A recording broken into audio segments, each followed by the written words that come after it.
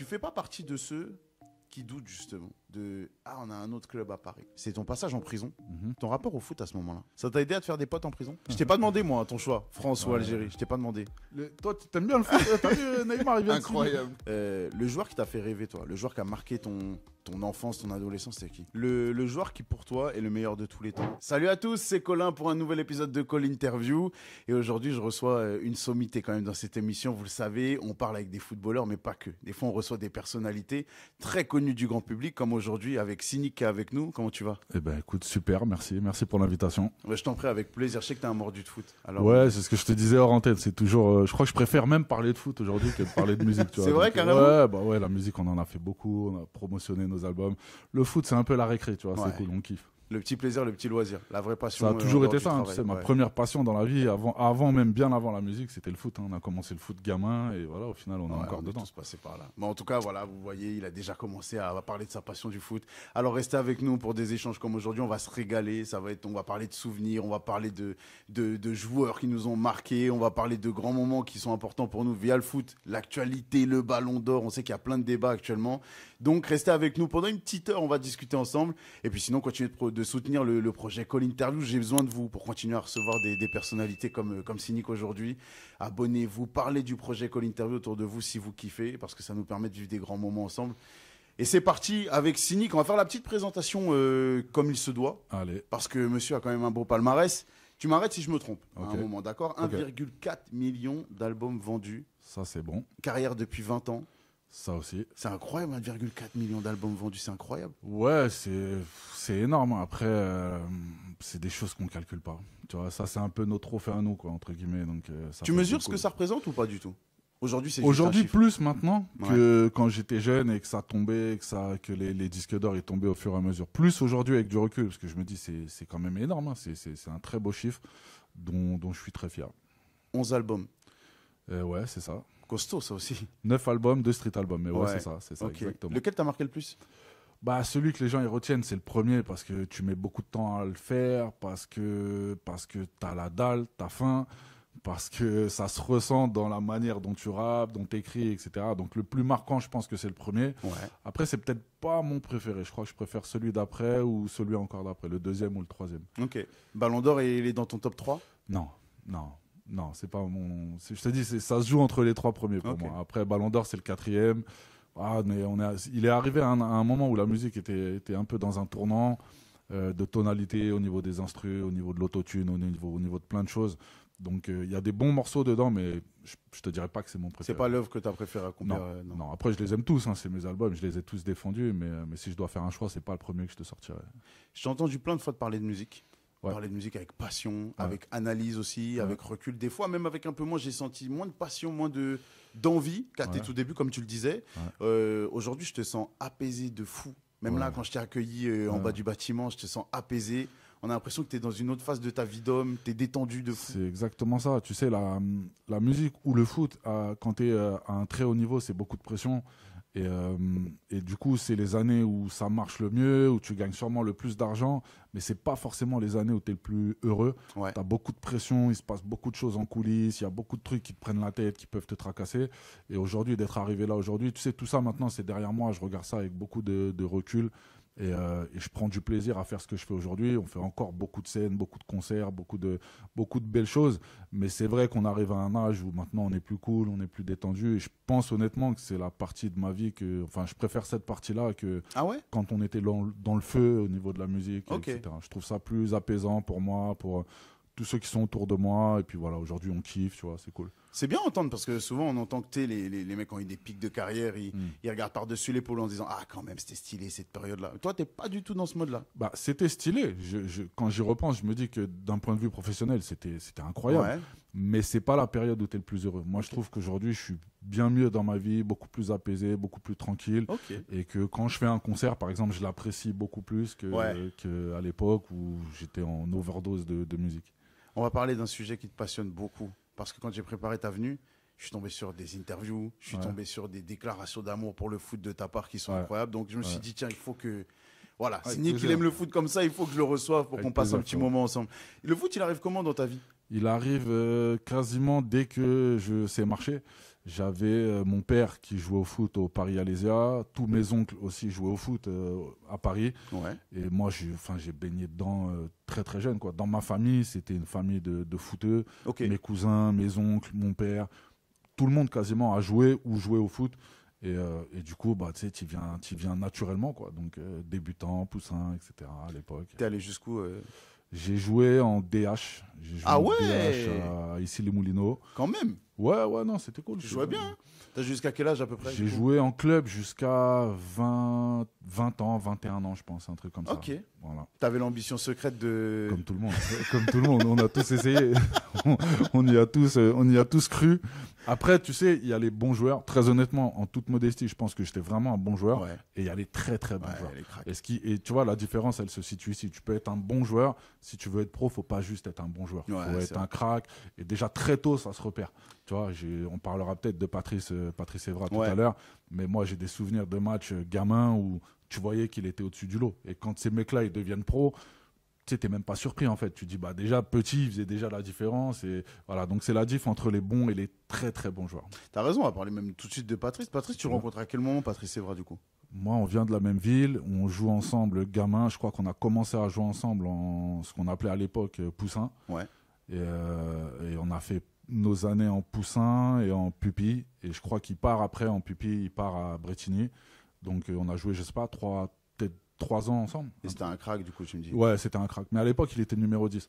Il jouait numéro 10. Moi, j'étais 9, donc c'était souvent lui qui me servait. Et c'était techniquement, ça se voyait qu'il était large dessus. Il y a 2-3 petites anecdotes comme ça où je me souviens d'un tournoi de gamin où il met une reprise sur le poteau, la balle elle touche le gardien et ça lui casse le nez. Et quand t'es gamin, ces trucs-là, ça te marque. Ouais. Tu vois, tu te dis, il a une frappe de ouf. Tu vois, et puis on se souvient aussi des tournois de quartier, parce qu'il y a le club, mais il y a aussi quand on joue au quartier, à la cool, donc beaucoup plus technique, dribbleur de ouf. Et c'est vrai que nous, ça nous a un peu surpris aux Ulysses de le voir commencer à Monaco en latéral gauche, parce que pour nous, c'est avant tout un mec du milieu. Tu vois. Ouais. Après, bon, bah, on s'est adapté, mais ouais, c'est vrai que pour moi, ça reste un numéro 10. Il a pu vous régaler un petit peu quand il est rentré dans le grand monde du foot? Bah ouais, c'est ce que je te disais aussi, pareil, en antenne, c'est qu'on est parti le voir 2-3 fois à Manchester. Des très très gros matchs, je m'en rappelle très très bien. Et ouais, on a eu la chance d'aller le voir, et avec beaucoup de fierté, comme tous les Ulyssiens qui ont réussi. On a de la chance parce qu'on est dans une ville où il y en a eu pas mal. Il y a eu pas mal de gros talents. Hein. Il y a eu Evra, il y a eu Anthony Martial, entre autres, c'est les plus connus. Donc on a eu cette chance d'avoir des mecs qui sont sortis. Et ce qui est bien, c'est que ça a donné aux gamins de chez nous l'idée qu'on pouvait y arriver. Moi, de mon temps à moi, ça paraissait incroyable, quoi. C'était avant Henry, tu vois, on vient d'une banlieue un peu éloignée. Tu te dis, ouais, tu sais, il faut revenir dans le contexte, années 90, tout ça. Tu te dis, ouais, on est loin de Paris, ça va être compliqué. Ouais. Et ces mecs-là, ils ont ouvert des portes et ils ont montré aux gamins qu'en fait, peu importe où t'es, tu peux y arriver, quoi. Tu l'as très bien dit. Comment ton choix de club de cœur se fait? Tu me dis que ton père baignait déjà dans le foot, que toute ta famille baignait dans le foot. Le choix du club de cœur, il se fait comme ça? Il se fait comme ça parce que, bah déjà, je te dis, moi, mon père, il jouait au Paris Alésia. Ouais. Pour ceux qui connaissent, c'est le terrain qui est à Porte d'Orléans, quasiment collé au périphérique. Et je me souviens, gamin, alors c'était rare parce qu'à l'époque le parc c'était pas donné et c'était pas facile d'y aller. Mais gamin, j'ai des souvenirs de mon père qui rentre à la maison avec, tu sais, les billets de l'époque un peu roses. Ouais. Pour ceux qui ont connu les anciens, les billets à l'époque, ils étaient réels, quoi. C'était des espèces de tickets un peu roses comme ça. Et qui me dit, ouais, j'ai des places pour aller au parc. Et moi, toute la semaine, j'étais comme un ouf. En tant que Parisien, j'ai grandi avec le parc à côté. Je suis passé devant des centaines de milliers de fois. Et du coup, bah voilà, tu commences à mettre tes pieds là-bas, t'es subjugué par le nombre de personnes, tu regardes ça avec des yeux d'enfant, t'as une ambiance de fou, les copes à l'époque, c'était aussi quelque chose. Époque des copes, ça se répondait, c'était franchement, l'ambiance du parc de l'époque, c'était la folie. Donc voilà, tu tombes dedans et après, voilà, t'en sors jamais. Pourtant, il y a eu des années compliquées, hein, il y a eu des années compliquées, mais c'est ça qui est mortel dans le foot, c'est que quand tu accroches comme ça avec un club, je pense que peu importe où il va, tu vois, des fois je pense aux supporters par exemple de Bordeaux actuellement, ils sont toujours là les mecs, tu vois, il y a toujours un noyau de supporters alors que c'est compliqué pour eux, mais c'est la passion. C'est vrai. Et tu fais bien de dire Bordeaux, en plus j'y vis à Bordeaux, tu vois. Et ouais, je les vois, moi je suis arrivé là-bas en novembre, je me suis dit, j'arrive à Bordeaux, moi qui suis branché foot, j'arrive au pire moment. Et non, il y a des gars, ils y croient, ils sont là, ils soutiennent le club même si c'est dur. Ça, c'est la passion. Ouais. Il n'y a que la passion qui peut faire ça. On aime nos clubs bien plus que ça gagne ou ça perd. C'est vrai. Voilà, ça fait partie du quotidien, c'est à la maison, c'est chez nous. Et voilà, bon, en ce moment, en tant que Parisien, on est plutôt gâtés, mais on a connu des années compliquées. On vient un bon moment. On s'est pris des chambrages marseillais pendant longtemps. Pendant longtemps, à juste titre. Justement, tu fais pas partie des fans, toi, qui, au moment de l'arrivée de QSI, au moment où on s'est détaché du Paris Saint-Germain un peu, justement, qui appartenait aux gens de Paris, qui appartenait aux gens aussi de banlieue parisienne, où on a eu un peu ce côté bling-bling à Paris. Tu fais pas partie de ceux qui se sont détachés de l'identité du PSG ? Non, parce qu'encore une fois, on aime le club. On l'a aimé quand c'était compliqué. Aujourd'hui, il y a eu un nouveau projet qui a été mis en place il y a maintenant presque 15 ans de ça. Difficile de s'en détacher, même si ce que je voyais en tribune, ça m'énervait plus à la limite quand je vois des mecs, des Beyoncé, des trucs comme ça. C'est ce côté un peu people qui m'a saoulé, moi. Tu vois.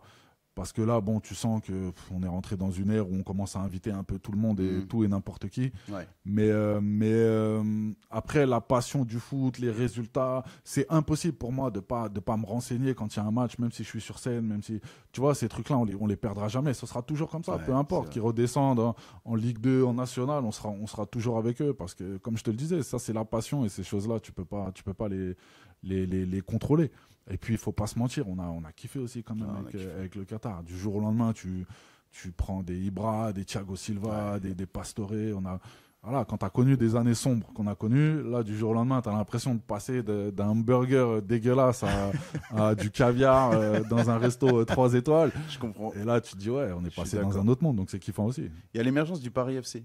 Ouais. J'ai eu la chance d'aller à Jean-Bouin pour la première à domicile. J'aimerais bien y aller d'ailleurs. Franchement, vas-y. J'aimerais bien y aller. Le taf qu'ils ont fait à Jean-Bouin, parce qu'à la base, pour ceux qui ne le savent pas, Jean-Bouin, qui est à 8 mètres, il y a 8 mètres d'écart. Il y a une rue. J'étais dans la rue au milieu, et je te jure que c'est lunaire de voir ça. Allez voir ça, je vous jure, c'est un truc de fou. Vous avez le Parc des Princes sur votre droite et vous avez Jean-Bouin sur votre gauche, et il y a juste une rue qui sépare. Et ils ont fait un travail de fou parce que normalement Jean-Bouin c'est pour le rugby, c'est pour le Stade Français, donc c'est tout rose et les couleurs sont vraiment à l'effigie du club de rugby. Et là ils ont fait le travail pour tout mettre aux couleurs du Paris FC, c'est super beau. Tu fais pas partie de ceux qui doutent justement de on a un autre club à Paris, on a un club qui est dans l'identité de ce qui est vendu, plus proche des Parisiens. Est-ce que toi tu as un doute par rapport à ça? Moi, j'ai pas un doute et je vais même te dire plus. Je suivais de loin les résultats du Paris FC et depuis des années, je me disais ça serait bien qu'ils montent en fait. Dans toutes les grandes capitales européennes, tu as plusieurs clubs. À Londres, tu as 6, 7, 8 clubs rien qu'à Londres. À Madrid, c'est pareil. Pourquoi nous, on l'aurait pas? Donc, c'est très kiffant et ça va être très particulier quand on va faire le PSG-PFC. Le derby le plus proche du monde. Parce que c'est vrai que si les gens ne savent pas, il y a l'écart d'une rue, quoi, en fait. C'est une rue et les deux stades sont collés. Ça va être kiffant, mais moi, je trouve ça positif. Et puis, je suis un amoureux de Paris aussi. Tu vois, j'aime le PSG évidemment et ça sera toujours mon plus grand amour. Mais je me dis, il y a de la place aussi dans cette ville pour d'autres clubs. Je sais pas, après, le point d'interrogation, c'est qu'est-ce que ça va donner? Est-ce que ça va se transformer en rivalité? Est-ce qu'on sera des clubs frères, soudés? Il y a que les supporters qui vont décider de ça. Pour l'instant, nous, on se situe dans un truc où on est content. On se dit, même s'il est plus âgé, c'est un peu le petit frère. Et on l'accueille avec grand plaisir. Mais justement, j'ai du mal à me faire une idée sur le profil de supporter qu'il y a au Paris FC. Parce qu'aujourd'hui, tu vois, j'ai été à Jean-Bouin, le stade il est complet. Il y a l'excitation, je pense, il y avait beaucoup de fans du Paris Saint-Germain qui sont venus pour l'occasion. Qu'est-ce que ça va être pour un derby? Qu'est-ce que ça va être sur la durée? C'est pour ça que je te dis, le point d'interrogation, c'est qu'on ne sait pas ce que ça va donner dans le temps. On ne sait pas si ce truc-là, ça peut se finir en une énorme rivalité avec deux clubs très très proches, tu vois. Comme ça peut être, comme je te dis, au final, des frères, des clubs amis. Mais ça, personne ne peut le savoir. Il n'y a que les résultats. Et ce genre de choses-là, c'est les supporters qui le décident. Tu vois, c'est pas, personne ne va dire du jour au lendemain, on devient ennemi ou ami. C'est l'historique des clubs. Si on en prend 4 chez eux, peut-être qu'on les verra un peu moins bien. Tu vois, si on leur en met 4, peut-être que. Je sais pas. C'est les résultats. Il y a un gros projet. Il y a des actionnaires costauds. Il y a Red Bull qui est dedans. Moi, il y avait Jürgen Klopp qui était présent au stade. Il y a des vrais moyens en plus qui sont mis à la disposition du club. Donc d'ici 2-3 ans, on peut voir quelque chose de pas mal. Après, la meilleure chose qu'ils aient fait, c'est de passer de Charletti à Jean-Bouin. Parce que Charletti, c'est pas un stade pour le foot. C'est un stade vraiment c'est le contraire d'un stade de foot. Et déjà, la très bonne chose qu'ils ont fait, c'est ça, c'est de se rapprocher du parc et de se mettre dans un stade proche du terrain. Très bon move. Et on va surveiller l'évolution du Red Star. Mais j'aimerais bien aussi, tu vois, le Red Star, c'est encore autre chose. C'est encore autre chose. Club banlieusard, populaire, tu vois, avec une identité de malade. Il y a des supporters, des vrais supporters là-bas. Il y a une vraie identité. Et moi, je kifferais vraiment que dans un futur proche, on ait 3 clubs à Paris. C'est incroyable. Ça serait vraiment fou. Et le Red Star, voilà, maintenant, c'est à eux de suivre les traces du Paris FC. C'est vrai. Bah, j'espère vraiment que ça va bien se passer. Ce serait super que notre championnat ait 3 clubs parisiens. Ton club que tu détestes, j'ai pas besoin de te poser la question, voilà, c'est évident. Donc je vais passer à la question précédente, à la question suivante. Le joueur qui t'a fait rêver, toi, le joueur qui a marqué ton enfance, ton adolescence, c'était qui? Moi, gamin, le premier qui me vient à l'esprit comme ça, il y en a 2, je te dirais Ginola et Wea. Okay. Parce que je jouais numéro 9, donc forcément, tu as une tendance à regarder un peu les mecs qui jouent au même poste que toi. Wea, c'est masterclass. Mister George, c'est quelqu'un. C'est quelqu'un, ce qu'il a représenté, les buts qu'il a mis, le rôle qu'il avait à Paris, mais aussi en Afrique plus généralement. Enfin, pour moi, je regardais ça, j'avais 13, 14 ans. Ginola, pareil, tu vois, Donc, c'est les premiers joueurs, je sais pas, qui me viennent à l'esprit. Un peu plus tard, j'aurais pu te dire Ronny. Il y en a plein à Paris qui nous ont fait rêver. Rai, Okocha. Tu vois, il y en a beaucoup, mais pour moi, Georges Weah, c'est le top du top. Dans la hiérarchie que tu viens de me donner là, parce qu'on parle beaucoup du passé, tu sais, avec tes étoiles dans les yeux, on protège ça, en plus, c'est plus le même PSG, on a l'impression que c'est un PSG qu'on doit protéger. Dans cette échelle-là, les Cavani, les Ibrahimovic, les Kylian Mbappé, tu les mets où? En fait, c'est compliqué. Le PSG, il a eu 2 vies. Il a eu la vie d'avant où c'était compliqué. Et du coup, je trouve qu'un Paoletta a autant de mérite qu'un Kylian Mbappé. Il a mis moins de buts, mais il a mis beaucoup de buts dans une période où c'était très très compliqué et où il n'avait pas les joueurs derrière pour le servir en ballon, etc. Donc tu vois, au final, ça s'équilibre. Mbappé, ça sera le joueur de la nouvelle génération. Nous, les anciens, on a beaucoup d'affection pour Paoletta parce qu'on sait que c'était des années un peu plus compliquées. Donc j'aime les deux. Les deux m'ont fait kiffer. Mais j'ai ce petit truc un peu de nostalgie où je me dis quand même le PSG, le parc d'avant et puis les années qu'on a vécues. Tu vois, on marquait un but, on était content. Maintenant, tu as l'impression que ça applaudit, c'est cool. À part évidemment le Cup, etc. Mais, sauf les grosses soirées Ligue des Champions. Ouais, les grosses soirées, je retrouve une vraie ambiance. Mais parfois, je me suis retrouvé au parc et je me suis dit, ils n'ont pas connu. Tu sais, j'étais au parc et je me disais, ces gens-là n'ont pas connu l'ancien parc. Et un but, à l'époque, on le savourait, on le dégustait. Tu vois, c'était une explosion de joie à chaque fois. Aujourd'hui, j'ai l'impression que on s'y est presque habitué. On va gagner 4-0, on va gagner 5-0. Mais c'est une vérité. Hein. C'est très bien. Tu vois, c'est très bien parce que ça prouve que le club a évolué. Mais je te dis, tu vois, dans mon esprit, un Paoletta, ça sera toujours à part. Parce que c'était d'autres années en fait. Ouais, c'était des années plus dures. Le joueur qui pour toi est le meilleur de tous les temps, il y a souvent le débat Messi-Ronaldo, il y a le débat Messi-Maradona, il y a le débat Zizou, il y a R9. C'est toujours une question compliquée. Avec tes goûts à toi, avec tes influences à toi. Moi perso, si je dois faire un choix, je préfère Ronaldo. R9 Ronaldo, ouais. Ok. Alors le Brésilien, parce que encore une fois, c'est mes années à moi. Ouais. Et le premier crack, et puis même, les gens n'imaginent pas, les jeunes d'aujourd'hui, ils n'ont peut-être pas fait le travail d'aller voir ce qu'il a fait dans sa carrière, ce qu'il a représenté. C'est un joueur qui avait tout, le jeu de tête, la vitesse, le dribble, la puissance physique, des gestes incroyables, etc. Même à la passe, on sous-cote ça, mais à la passe, il était incroyable. Tout. Puis il a des vrais matchs de référence. Je me souviens de la finale de Coupe d'Europe au Parc avec l'Inter.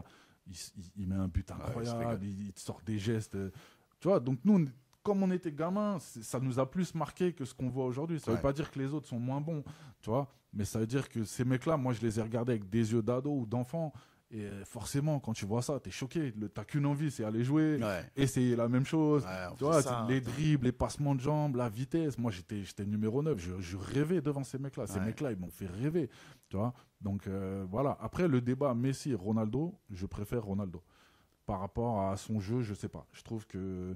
par rapport au jeu, par rapport à son jeu, tu par préfères rapport à son jeu, humainement, déjà, je préfère Ronaldo. Ouais. Alors, je vais pas me faire des amis, je suis désolé, mais je trouve que Messi, c'est un génie, mais humainement, je suis pas fan du gars. Très provocateur, très insultant, parfois très désagréable. Tu vois, je suis moins fan du personnage. Le joueur, bon, évidemment, il n'y a pas de discussion. Mais en dehors du terrain, je sais que Ronaldo fait beaucoup de choses. Et puis sur le terrain, même, je le trouve un peu plus complet, notamment jeu de tête, par exemple. Tu vois, et il a tous les aspects, quoi. Enfin, je préférais regarder Ronaldo que Messi. Mais ça, c'est vraiment un avis personnel. J'avoue que moi, j'ai toujours été plus à soutenir le Real de Ronaldo. Plus pour le côté adversité, en fait, où je trouvais que le Barça marchait surtout, avait une machine huilée, et que c'était plus dur de les battre que de battre le Real Madrid. Du coup, j'étais plus côté Ronaldo. Après, tu vois, ça, c'est les goûts et les couleurs. Les deux sont des génies, sont des légendes et ont le statut qu'ils méritent. Après, si tu me demandes de choisir, voilà, moi, je te dirais Ronaldo. Et on a eu une chance de fou de les avoir. Notre génération, on a vu des trucs de fou. C'est comme des fois, je parle de tennis avec des potes à moi. Je me dis, on a vécu dans une époque de fou, les gars. On a connu Ronaldo, Messi, on a connu Federer, tu vois, Nadal, Djoko. Tu vois, même. Et là, il y a même là, ce qui arrive, là, les Alcaraz Sinner, ça a l'air d'être quelque chose de costaud. Ouais, mais je me dis, on se rendait pas compte, en fait, de ce qu'on était en train de vivre. Et ces mecs-là, on les voyait tous les week-ends, jouer, s'affronter. Franchement, on a été bénis pour ça. On a été gâtés de fou. Le joueur le plus sous-coté pour toi? Sous-coté? Ouais, un joueur où tu kiffais, toi, et tu trouves on lui a pas rendu justice autant qu'il méritait. Oh là là, alors là, c'est... En vrai, il y en a pas mal. C'est pas... Putain, il y en a beaucoup même, je trouve. Moi, pour t'aiguiller, il y en a un qui, je trouve, aurait largement mérité, par exemple, son ballon d'or ou plus de respect dans son pays, c'est Thierry Henry. Ouais, bah là tu prêches... là, tu parles à un convaincu, bien sûr. Déjà qu'il n'ait pas eu le ballon d'or, je trouve que c'est presque une anomalie. C'est un mec qui a une statue devant le stade. Donc, c'est qu'il a marqué, il a marqué son époque. De fou. Même un joueur comme Bergkamp, tu vois, des mecs un peu plus discrets pour ce qu'ils ont fait à l'époque. Tu vois, moi, je me dis, ces mecs-là, aujourd'hui, on n'entend plus parler de Bergkamp. Est-ce que tu te rappelles de Guti? Bien sûr, bien sûr. Je me rappelle de la passe qu'il fait à Benzema, je crois. La talonnade. Ça, c'est des joueurs. Après, le problème de ces mecs-là, tu sais, c'est quoi? C'est qu'ils étaient dans des équipes où il y avait tellement de stars qui prenaient tellement de place qu'au final, ce qu'eux, ils faisaient, c'était presque normal. Totalement d'accord. Alors que ces mecs-là, tu les mets dans une autre équipe, on se dit c'est des génies absolus. Mais en face, t'as Ronaldo, t'as Benzema, t'as Roberto Carlos, ils sont dans des clubs de malades, tu vois. Donc en vrai, ça banalise des trucs qui sont pas du tout normaux. Moi, je pense ça d'Iniesta aussi. Bien sûr. Iniesta, il était avec Messi, et alors qu'en vrai, ce qu'il faisait, tu lui enlèves Messi devant, mais tout le monde ne parle que de lui dans son équipe, tu vois. Mais tu vois, lui, il avait le rôle ingrat. C'est le mec il va dribbler 3 mecs, il va faire une passe de malade, mais qu'est-ce qu'on va retenir? C'est qu'après, Messi, il va arriver, il va enrouler pied gauche, il va te mettre une lucarne. Et nous, t'as vu, on va focaliser sur ça et on va se dire, Messi, il a mis un but de ouf. C'est vrai. Mais il a mis un but de ouf parce qu'en face, t'as des mecs, même Xavi, Iniesta, c'est la meilleure paire, je crois, au milieu de tous les temps. Tu vois, donc il y a eu beaucoup de mecs comme ça qui n'ont pas eu la carrière, qui n'ont pas eu la reconnaissance, parce qu'ils ont eu des belles carrières, mais ils n'ont pas eu la reconnaissance. Je suis d'accord. Tu vois, on parlait de Ballon d'Or, Iniesta qui a son Ballon d'Or l'année où c'est Messi qui le prend, ils sont tous les trois sur le podium. Moi, je le donne à Iniesta. Bien sûr. Je le donne à Iniesta. Bon, après, Messi, son dernier Ballon d'Or, très sincèrement, je pense qu'il est offert. Le tout dernier, il est au PSG d'ailleurs, il finit la saison, il commence la nouvelle saison au PSG. Exactement. Celui-là, il est offert. Celui-là, il est offert, je ne sais pas pourquoi, et je pense qu'à un moment, il y a d'autres joueurs qui le méritaient. Pareil, pour Ribéry, je pense que c'est une arnaque totale, et ça restera une anomalie du Ballon d'Or, que ce mec-là, il n'ait pas eu son Ballon d'Or en 2013. Malheureusement, ça a desservi un peu le Ballon d'Or. Tu vois, moi, j'ai décroché un peu de cette cérémonie. Là, je m'y suis remis parce que, Dembélé. Mais très honnêtement, le Ballon d'Or, maintenant, je le regarde un peu avec un œil différent, quoi. Je suis d'accord avec toi. Moi, après Ribéry, j'ai perdu cet amour-là. Avant, je l'attendais tous les ans. Quand tu te dis que le truc, il n'est pas honnête, à un moment, forcément, tu décroches.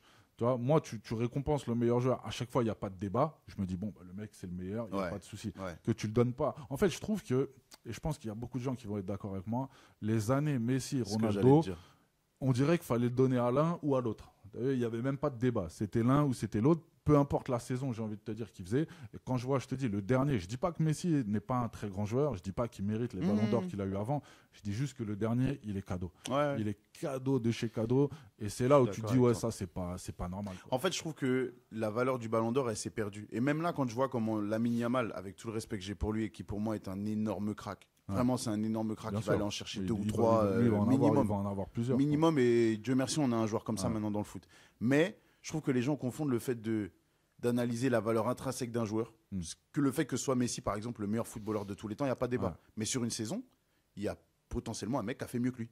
Tu vois, où lui était un petit coin en dessous, et les gens, Schneider, On a des joueurs comme ça. Ribéry, c'est Ronaldo qui l'a eu. Ouais. Là, par exemple, moi, je trouve que Yamal, si on parle du meilleur joueur de foot actuellement, c'est Yamal.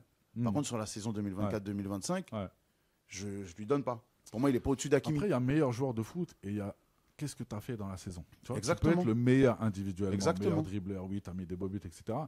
Mais après, il y a aussi ce qui s'est passé collectivement. Et là, si on parle de Dembélé, pour moi, hein, franchement, il ne l'aurait pas eu, mais je crois que plus jamais de ma vie, j'aurais regardé le Ballon d'Or. Je me serais dit, pas parce que Yamal est nul, encore une fois. Faut pas croire que quand on parle d'un joueur, on dit que l'autre, il est nul, c'est une merde, etc. Pas du tout. C'est un petit qui est ultra talentueux. Il a l'avenir devant lui, il a le foot devant lui. Ça va lui appartenir dans quelques années. Le foot, il sera dans sa poche. Il va être tout seul. Mais je pense que sur cette saison-là, personne ne peut dire que c'est un scandale.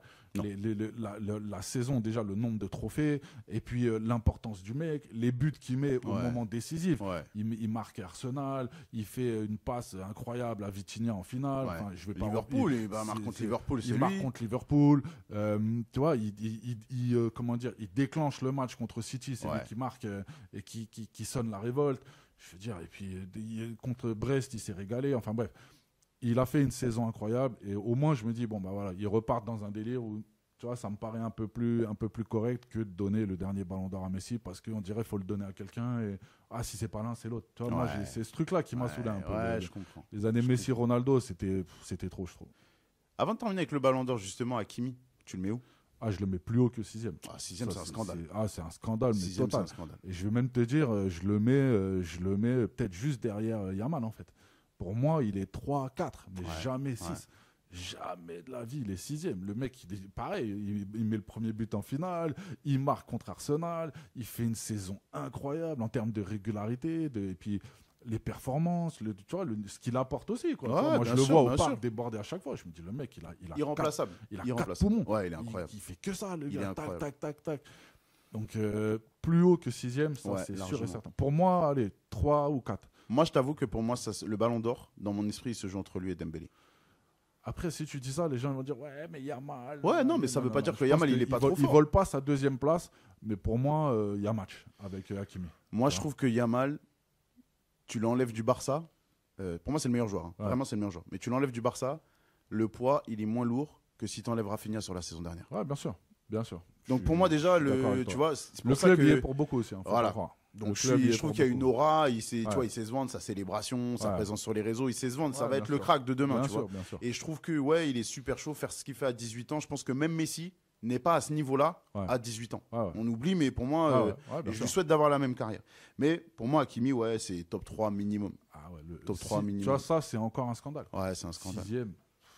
Non, c'est impossible. Cole Palmer. J'allais dire, je t'en le mets même pas sur tout le classement parce que c'est une dinguerie. Il y a des anomalies de ouf. Le mec, il fait une belle finale en été dans une compète que tout le monde s'en tape. Ouais, tout le monde s'en tape. Je dis pas qu'il est nul, mais. Encore une fois, sur 2024-2025. Et tu vois, c'est qui le 30e, c'est Michael Olise. Michael Olise. Avec la saison qu'il fait. 30e, c'est-à-dire Cole Palmer, il a été genre 3 fois meilleur que lui. C'est n'importe quoi, les gars, votre classement. Mais qu'est-ce que vous faites ? N'importe quoi. Donc c'est pour ça, je te dis, le Ballon d'Or, c'est cool, mais il faut y aller à petite dose quand même. On en a parlé un petit peu en bas quand je t'ai reçu. Le transfert qui t'a le plus marqué, pas qui t'a fait le plus de mal, qui t'a le plus marqué. Marqué putain, il y en a beaucoup. Hein. Parce que dans ceux qui t'ont fait le plus de mal, pour donner un peu de temps de réflexion, dans le transfert qui t'a fait le plus de mal, je t'ai posé la question dans l'ascenseur. Tu m'as répondu Fiorez, notamment Fiorez à Heinze. En fait, parce que tu me dis qu'il t'a fait le plus de mal. Donc forcément, c'est-à-dire que ça t'a piqué. Et là, on en revient à la passion club. Et les transferts qui font le plus mal, c'est ceux où tu vas dans le club ennemi, forcément. Et puis, comme je te disais aussi tout à l'heure, il y a le transfert et puis il y a le discours après. Je me souviens de l'interview, oui, j'ai retrouvé une grande famille ici, machin. Tu craches sur ton ancien club. Donc, t'es un mec, on t'a adulé, on t'a mis là où t'étais. Tu vois, c'est Heinze, pareil. Tu vois, Heinze, voilà, t'as vu, on t'a apprécié de ouf, on a kiffé le joueur, la grinta. Et pareil, de devoir aller là. Et pareil, je te disais, même Weah, tu vois, je suis un grand fan de Weah, mais les gens oublient que Weah a joué aussi à l'OM. Il y a eu beaucoup de transferts comme ça qui m'ont piqué, mais c'est parce que c'est vraiment la rivalité PSG-Marseille, tu vois. Mais après, celui qui m'a le plus marqué, très honnêtement, j'ai envie de te dire, je sais pas pourquoi, j'ai envie de te dire Zlatan. Et je vais te dire pourquoi, parce que c'est le début du projet QSI. Et là, j'ai l'impression que c'est le très très gros poisson qui arrive. Tu vois, là, c'est le fait marquant. C'est le début d'une ère. Tu prends un mec, c'est plus qu'un joueur de foot, ça représente beaucoup plus. Et nous, en tant que supporters, là, on se dit, ah ouais, là, on est dans un autre projet. Tu vois, là, c'est une année où il y a Thiago Silva qui arrive. Ouais. En même temps, le même été. Le même été. Là, tu te dis, ah ouais, là, on est passé dans un autre monde. L'année d'avant, faut resituer le truc. C'est Pastore, c'est Menez, c'est Sissoko. Tu vois, c'est des jolis noms. Hein. Attention, on voit déjà que l'équipe, elle commence à se dessiner. L'année d'après, tu ramènes Ibra. Là, t'as un crack, t'as une tête de gondole. T'as un mec charismatique. À son prime, en plus, à son prime. À son prime. Ouais, bien sûr. Qui est fort. Je me rappelle des buts qu'il a mis, les classicos qu'il a fait, même en Ligue des Champions. Là, tu te dis, là, ça y est, là, on est dans un autre monde. Donc, je sais pas pourquoi celui-là, il est affectif parce que je me dis, ah ouais, là, on va kiffer. Là, je me dis, en fait, on va kiffer. Tu vois, et là, on va passer des belles années, on va se régaler. Je suis en train de réfléchir parce que je me dis, du coup, si tu me dis Zlatan, ça veut dire qu'il y a des transferts qui passent à côté. Il y a des transferts, genre. C'est-à-dire que pour Neymar, moi, je te jure que Neymar, je me suis dit, il n'y a plus rien qui peut arrêter le Paris Saint-Germain. C'était, franchement, ma journée, elle s'est arrêtée. Moi, Neymar, je vais te dire la vérité, j'étais au barbeur, je me rappelle comme si c'était hier, j'étais sur mon téléphone, j'étais en train de rafraîchir à mort parce que ça commençait à chauffer, voilà, il y avait déjà les réseaux, la folie des trucs, ça va signer, ça va... j'étais au barbeur, je me suis cherché un ami dans le barbeur pour parler de foot. Le mec était à côté de moi, je disais, tu suis un peu le foot? Il m'a dit, ouais, je dis, t'as vu Neymar je me suis mis à parler avec un mec que je connaissais pas, mais il fallait que je parle, tu comprends ou pas? Il fallait que je parle à un mec parce que là, j'étais comme un ouf, je me suis dit, non, je peux pas garder ça pour moi. Toi, tu aimes bien le foot, t'as vu Neymar, il vient incroyable. Tu vois, donc je te jure que ça m'a. Mais tu sais pourquoi j'ai moins pensé à celui-là? Parce que à ce moment-là, les Qataris sont là depuis quelques années. Et je vais pas dire qu'on s'y habitue, mais ça y est, on sait qu'on a les moyens. Tu vois, Ibra, c'est le début du projet. Donc c'est nouveau pour nous. Jamais on serait dit des joueurs d'un calibre comme Ibra, ils viendront à Paris. Jamais. Pour ceux qui ont connu l'ancien PSG, les anciens résultats. Totalement vrai. Ce mec-là, c'est une anomalie qu'il soit venu chez nous. S'il n'y a pas les Qataris, jamais de la vie. Même dans les tribunes, on ne le voit pas. Tu vois donc c'est parce que c'est ce côté. Après, voilà, c'est l'année aussi Mbappé-Neymar. Hein, c'est la même année. Mais là, on est un petit peu plus habitué. On a compris que ça y est, on était sur une dynamique où on veut créer un gros truc, etc. Donc c'est incroyable en termes d'émotion, mais c'est moins marquant. Moins marquant, on va dire. Ok. J'ai besoin de te parler de ton rapport à la double nationalité. Parce que pour ceux qui le savent pas, tu es né à Paris, tu es français. Mais tu es né d'un père algérien, si je dis pas de bêtises. J'ai aussi, moi, la double nationalité. Ton rapport avec l'Algérie, déjà sur le plan émotionnel, qu'est-ce que c'est? Est-ce que tu as un lien avec l'Algérie? Est-ce que tu as grandi avec l'Algérie dans ta tête? J'ai toujours eu ça dans un coin de ma tête, puisque c'est à la maison. C'est la moitié de ma famille. C'est le côté de mon père. Donc dans ton éducation, il y a l'Algérie? Depuis le début de ma vie. Voilà, depuis le début de ma vie, les oncles, les ambiances, les méchouis, les couscous, les trucs en famille, tu vois. Donc ça a toujours été, ça fait partie de mon éducation. Et après, j'aime énormément l'Algérie parce que j'ai eu la chance d'y aller énormément de fois. Et voilà, moi, c'est au-delà même, j'ai envie de te dire, de mes origines. C'est un pays, j'aime la mentalité, j'aime être là-bas, j'aime ce que je vois, j'aime les odeurs, j'aime tout en vrai. Tu vois, vraiment, je suis vraiment très, très attaché à ça, même si j'en parle pas énormément. Mais j'aime énormément l'Algérie, j'adore être là-bas et j'espère même, pour tout te dire, peut-être finir mes jours là-bas en tout cas. Ah ouais? Bien sûr, parce que c'est un pays qui s'est vachement développé et il fait bon vivre en Algérie. Et le temps est magnifique, la mer, il y a tout ce qu'il faut en fait en Algérie. Et puis il y a tout à faire. Donc il y a une jeunesse qui demande qu'à rêver. Tu vois, c'est partagé entre le côté un peu à l'ancienne et la modernité. Et puis voilà, on a des jeunes qui demandent qu'à ça. Donc non, moi j'aime beaucoup l'Algérie. Je suis toujours content quand j'y vais. J'aime bien t'entendre en parler comme ça, parce que c'est pour ça que j'ai regardé beaucoup d'interviews de toi avant de te recevoir, et je t'ai jamais entendu en parler comme ça, posément, à cœur ouvert. Donc j'étais très curieux. Et pour un passionné de foot, la double nationalité, c'est toujours un sujet épineux. Toi, ton rapport avec l'équipe algérienne, c'est quoi? Pareil, je suis évidemment, je suis les résultats.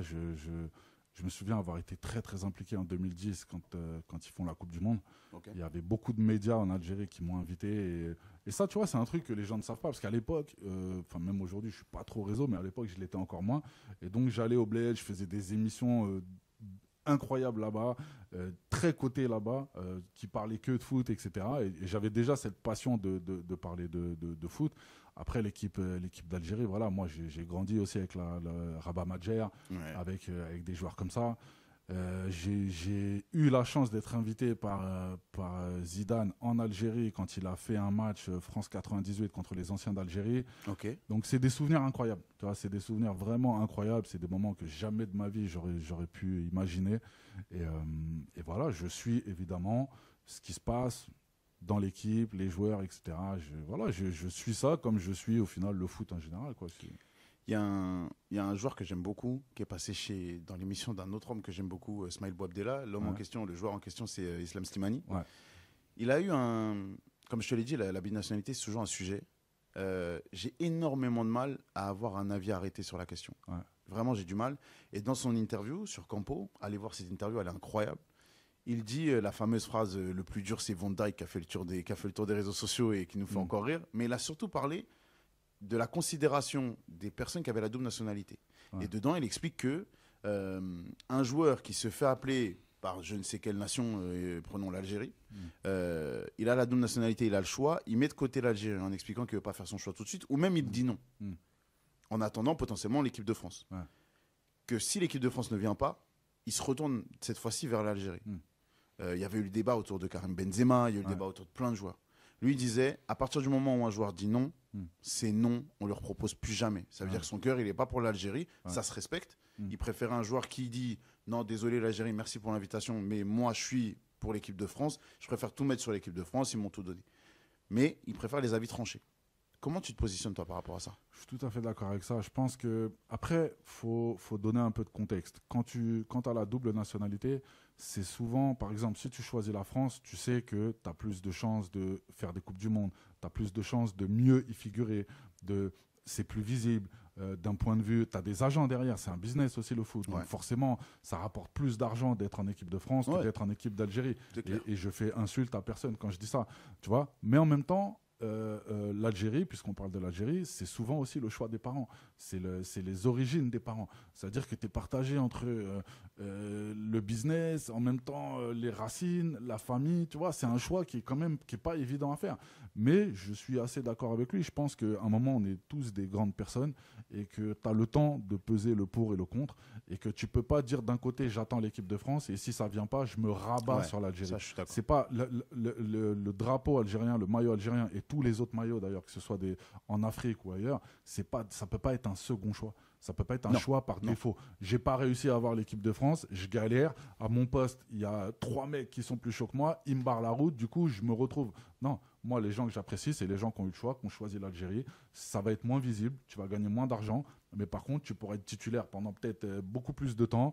Tu vas faire la CAN, t'as quand même tu peux jouer la Coupe du Monde et jouer une Coupe du Monde pour un club comme l'Algérie, pour un pays comme l'Algérie, c'est toujours un événement. Ouais. C'est au pays, c'est quelque chose. Tu vois, nous, c'est pas la France, on s'y est pas habitué. Le temps, il s'arrête. Il y a des jours fériés, tu vois. Donc tout ça, en fait, ça se réfléchit et j'ai beaucoup de respect pour les gens qui choisissent entre guillemets le pays où tu as le moins de chances de gagner la Coupe du Monde, par exemple, tu vois.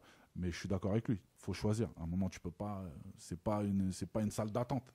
Je suis carrément d'accord avec ça. Sur le côté dire j'attends d'avoir mieux. Ouais. Mais de toute façon, là, on parle de là pour l'Algérie, mais même dans la vie, on peut pas mettre quelqu'un comme ça sur le côté.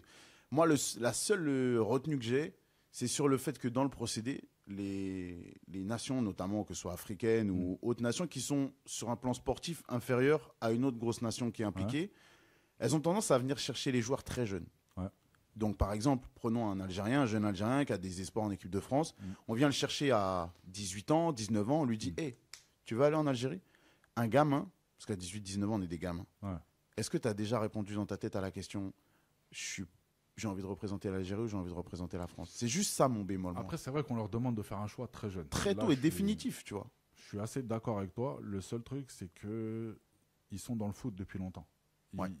Ils savent qu'un jour ce choix va arriver. Ouais. C'est pas comme si du jour au lendemain on toque à leur porte et on leur dit faut choisir. C'est vrai. Ils ont le temps de s'y préparer, ils ont le temps de peser le pour et le contre. Et j'ai envie de te dire, au-delà de ça, c'est le cœur qui doit parler. Tout simplement, c'est pas les agents, c'est pas la famille, c'est tu sais ce que tu as envie de faire. En France, ça va être plus compliqué. Peut-être qu'en Algérie, ça va être un peu plus simple d'avoir sa place, etc. Mais à un moment, c'est à toi de savoir ce que tu veux. Et j'ai envie de te dire, c'est le choix de tous ceux qui ont la double nationalité. Ouais, tu sais qu'à un moment, il va se poser à toi. Donc, tu as eu le temps d'y réfléchir quand même. Tu vois, même si on te pose la question très jeune, ils sont encadrés, ils ont du monde derrière eux. C'est pas, tu vois ce que je veux dire, c'est pas, on les lâche pas dans la nature et on leur dit pas fais un choix. Donc à un moment, ce choix-là, il va s'imposer. Tu le sais, tu y es préparé. Maintenant, c'est le choix du cœur, c'est tout. C'est la seule question à se poser en fait. C'est où est-ce que j'ai envie de jouer, quel maillot j'ai envie de porter. Et quoi qu'il arrive, personne ne t'en voudra. Il y a des gens qui ont choisi la France à l'Algérie, il y a des gens qui ont préféré jouer en Algérie. Au final, chacun fait sa carrière. Et chacun c'est vrai, c'est vrai. Ils se mettent trop de pression là-dessus. Mais c'est vrai que c'est tôt. Je suis d'accord avec toi, on leur demande quand même très tôt. Donc, mais tu as raison, c'est vrai c'est une question qu'on s'est posée 1001 fois à 19 ans. C'est-à-dire que dès qu'on est petit, on est déjà en train de dire dans sa tête, je vais représenter la France, je vais représenter l'Algérie, alors qu'on n'est même pas dans le cursus du foot. Donc c'est vrai qu'à mon avis, ils se sont déjà posé la question depuis longtemps. Tu as raison. Ils le savent très bien. Tu sais, footballeur, ça commence très... Nous, on voit la finalité. Les mecs, ils arrivent en club à 17, 16 ans pour les plus jeunes, 17, 18. Tu commences à les voir jouer leur premier match. Mais eux, derrière, ils sont préparés. Ouais. Il y a des équipes derrière, il y a la famille. Tu vois ce que je veux dire ? Ils savent que les gamins, mais justement, ils ont déjà connu l'équipe de France jeune. Tu vois, ça complexie les choses. Bien sûr. Quand dans ta tête, t'es algérien, quand t'es sélectionné une fois, c'est mort. Ça veut dire qu'il suffit tu vois, c'est dur, hein. De faire parce qu'il y a des mecs à qui c'est arrivé. Ils ont fait une sélection en équipe de France. Après, pour X ou Y raison, ils ont sauté. Je suis persuadé qu'aujourd'hui, ils s'en mordent les doigts. Ils s'en mordent les doigts parce qu'ils savent très bien qu'après, ils n'auront plus de possibilité. En France, c'est quand même plus dur. Le niveau, il est quand même au-dessus. C'est quand même plus compliqué de se maintenir en équipe de France que d'atterrir en Algérie ou ailleurs, d'ailleurs, encore une fois. Donc, ça, c'est compliqué, je trouve. Et je suspecte même des coachs de faire exprès. De t'appeler une fois en équipe de France pour valider le truc. Après, ça, c'est sûr que nous échappe. C'est juste pour te bloquer. Ouais, je suis sûr. C'est arrivé à beaucoup de joueurs. Ouais, je suis sûr. Il y a un dernier passage de ta vie, j'ai besoin vraiment qu'on en parle, mais c'est toi qui me dis si t'es chaud pour partager ce sujet-là ou pas. Tu l'as déjà fait en interview, mais quand même. C'est ton passage en prison. T'as fait à peu près 1 an en prison, si je dis pas de bêtises. Plus. En totalité, t'as combien ? Au total, on est plus près des 3 ans. Ok. Ton rapport au foot à ce moment-là, il est comment ? Est-ce que tu arrives à garder un lien avec le foot ? Bien sûr, en prison, ça joue au foot. Ça joue au foot énormément même. C'est même un privilège de jouer au foot. Il y a des petites anecdotes marrantes, c'est que c'est pas toujours les plus forts qui jouent sur le terrain. C'est les plus forts, mais pas les plus forts avec le ballon. Et c'est le genre de mec à qui tu peux pas dire ouais, t'as déconné, tu m'as pas fait la passe. J'ai des souvenirs, je me rappelle de certaines personnes comme ça. C'est folklore, mais le foot fait partie du monde carcéral. Moi, quand j'y étais, j'étais jeune, donc il n'y avait pas les réseaux. Je me souviens d'anecdotes où en fonction des matchs, et surtout les PSG Marseille ou Marseille PSG, ça tape dans les portes, c'est quelque chose. Ah ouais ? Ça réagit, mais dans toute la prison et dans tous les autres bâtiments. Donc, un mec qui n'a pas la télé, il le score, il le connaît. Il le connaît. Tu vois, il le connaît. C'est incroyable. Et pour ceux qui arrivent et qui, justement, n'ont pas la télé, comme c'était le cas à l'époque, si tu n'as pas encore les sous, etc. Bref, bon, ça, c'est un autre débat. Mais si tu n'as pas encore la télé, que tu ne sais pas comment, à l'époque, hein, parce que maintenant, ils ont tous, on peut se tenir au courant différemment, on va dire. Mais à l'époque, il suffit juste d'écouter, quoi. La prison, elle tremble. Un but du PSG, la prison. Là, j'ose même pas imaginer l'ambiance qu'il devait y avoir sur la finale de Ligue des Champions. Les murs, ils tremblent. Donc le foot fait partie, et puis tout le monde aime ça. Et puis je te dis, ça joue sur les grands terrains, ça joue dans les petites cours de promenade. Et ça fait partie vraiment du monde carcéral, quoi. Ça t'a aidé à tenir le coup ? Ça m'a aidé, ouais. Ça m'a aidé, ouais, parce que je retrouvais ma bande de potes en promenade, et que ça jouait au foot, et que tu sais, le foot en prison ou le foot n'importe où, c'est le foot. Il y a un ballon, le but c'est gagner, c'est marquer, on se dépense, on se vide la tête. Et c'est ce qui est fort dans le sport en général. C'est que peu importe l'endroit où tu te situes, si tu as la chance de faire le sport que tu aimes, au final, ça te vide un peu la tête. Et ça va peut-être choquer ce que je vais dire, mais j'ai des très très bons souvenirs de parties de foot en prison. Ah ouais ? Des vraies rigolades, des matchs de fou. Je me souviens d'un mec bodybuildé qui s'appelait Tito, je peux le dire, hein, je pense qu'il y a prescription, il m'en voudra pas, qui était nul à chier, mais qui était incroyablement balèze et qui savait vraiment, mais vraiment pas jouer. Et c'était marrant parce que personne voulait l'avoir dans son équipe, tu vois.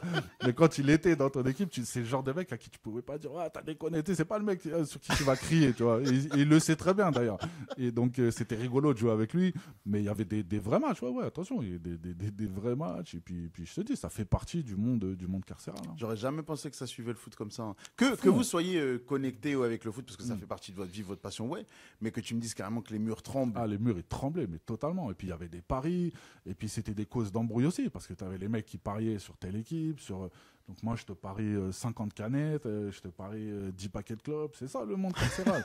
Le lendemain, il faut payer, donc malheureusement, ça peut faire aussi des embrouilles. Je ne sais pas si c'est toujours le cas, mais à mon époque, en tout cas, c'était comme ça, quoi. Donc, le foot, non, c'était pas juste un petit truc à la rigolade. Limite, c'est décuplé encore en prison. Ça t'a aidé à te faire des potes en prison? J'avais pas besoin de ça parce que j'en avais déjà qui étaient à l'intérieur, j'avais des mecs de ma ville, etc. Mais oui, ça aide à casser ce truc de on apprend à faire connaissance.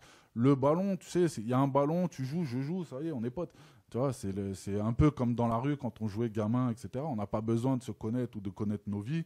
J'ai joué au foot avec des mecs avec qui je connaissais même pas leur prénom. Mais je le voyais, je savais que lui il joue au foot, on joue, bah vas-y, c'est parti. Tu vois, donc ça facilite le rapprochement, on va dire. C'est une belle histoire. Voilà. C'est une belle histoire. Merci d'en parler, c'est gentil. C'est gentil d'en parler parce que pour beaucoup de gens, c'est tabou. Et le sport, pour moi, ça va au-delà de ce qu'on voit à la télé, ça va au-delà de tout ça. C'est ce que je te dis, c'est que la force du sport, c'est ça, c'est que ça rassemble les gens, peu importe où tu es. Ouais, peu importe où tu es dans le monde. J'ai suivi des matchs du PSG au Canada, tu vois, dans des endroits improbables.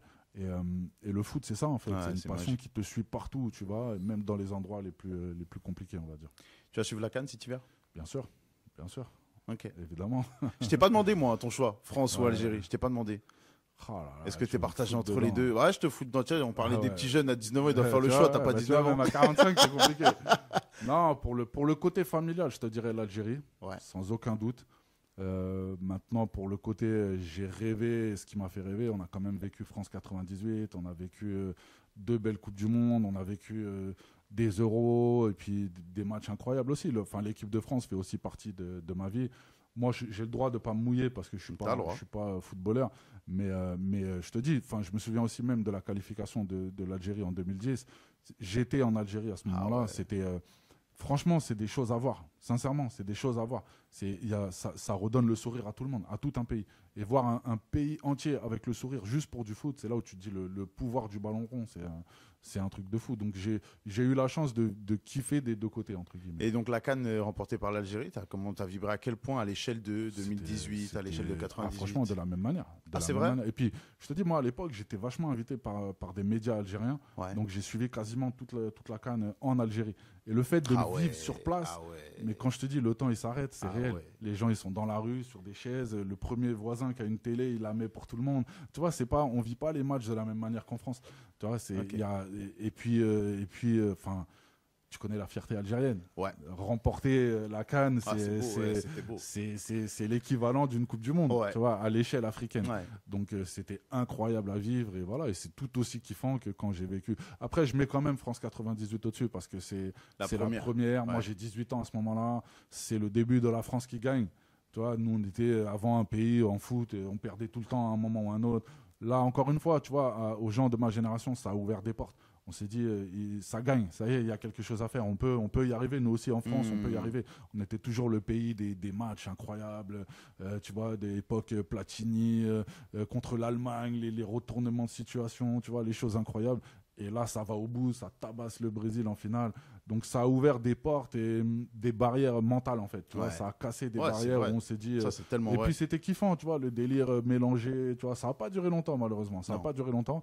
Mais le fait juste de l'avoir vécu, d'avoir été sur les champs, tout le monde s'embrasse, tout le monde se tient. Tu vois, c'est des beaux moments à vivre, je trouve. Parce que au final, ça devrait être comme ça bien plus souvent et pas que pour le foot. T'as raison. Je suis d'accord avec toi. Merci, Cynic. Merci d'être Merci venu à ici. toi pour l'invite. Je me suis régalé. Ça fait déjà 1 heure là? Ouais, ça fait Non, 1 heure. Sérieux, putain. Je vais en Ouais, refaire franchement, une, je moi. me suis. Quand tu veux, tu viens Non, ici je fais avec ça, grand je fais ça. plaisir. En tout cas, il Merci. y aura l'occasion de te réinviter avec les événements qu'il va y Grand avoir sur plaisir, la saison. Quand haute. tu veux, si t'as besoin. Je me suis régalé. C'est C'était cool. un Merci vrai beaucoup. plaisir. Merci pour beaucoup. l'invite, frérot. Bah, je t'en prie, avec plaisir. Encore Yes. une fois, voilà, on s'est encore régalé avec quelqu'un de la passion. Même le passage prison, ça m'a fait un truc, hein. C'est vrai. Ça je m'a savais fait pas un ça. truc, ouais, franchement, ça m'a touché. Déjà, j'étais pas sûr que tu veuilles l'aborder. Si, Et, non, y a aucun souci, t'inquiète. Et je trouve que parler du foot comme ça, tu sais, on entend plein de gens taper sur le foot, sur l'image des gens Ouais. qui jouent au foot, etc. Et là, je trouve qu'on a une belle facette de ça. Donc, merci de le partager. Écoute, Et avec encore plaisir. une fois, voilà, une des belles histoires qu'on a dans Call Interview. Donc, n'hésitez pas à revenir regarder les émissions en podcast, sur YouTube, partout, comme vous le voulez. Soutenez le projet, on a besoin de vous. Et on se retrouve très vite avec un nouvel invité, les amis. Ciao.